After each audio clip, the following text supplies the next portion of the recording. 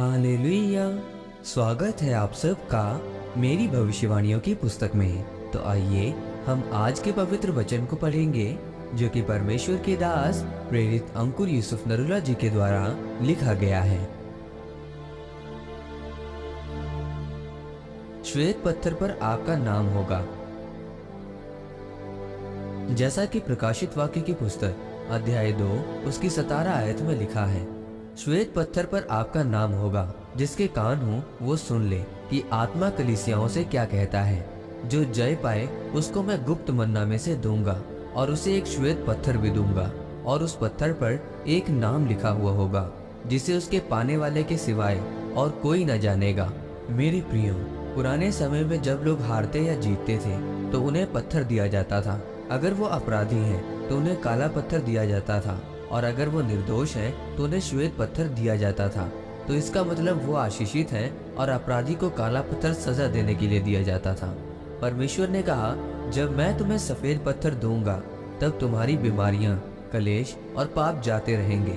जब भी परमेश्वर आपको अनंत जीवन देने की प्रतिज्ञा करता है और वो आपको ऐसा वचन देता है जो आने वाले समय का है, लेकिन वो वचन इसी धरती पर से शुरू होता है।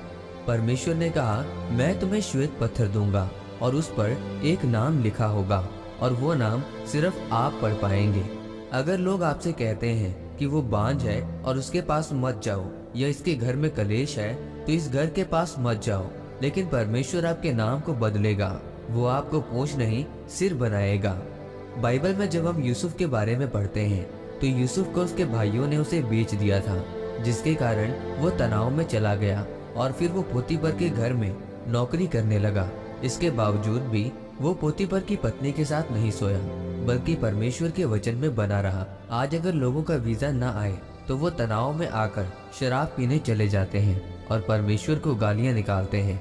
आज बहुत सारे लोगों पर दुख आने पर उनका ध्यान गलत चीजों की तरफ ही जाता है, लेकिन यूसुफ ने अपने दुखों के समय में भी अपने शरीर पर नियंत्रण रखा और अपने शरीर को पाप के लिए नहीं दिया, इसीलिए वो प्रधानमंत्री बना। मेरे प्रियो, परमेश्वर जिस जय पाने की बात कर रहा है वो इस धरती के ऊपर जय पाने की बात कर रहा है। वो अपनी अभिलाषाओं पर, डर पर, शैतान के ऊपर जय पाने की बात कर रहा है, क्योंकि परमेश्वर ने कहा, जो जय पाएगा मैं उसे सफेद पत्थर दूंगा। आज एक मसीही ने जय पाई है और दूसरे ने नहीं।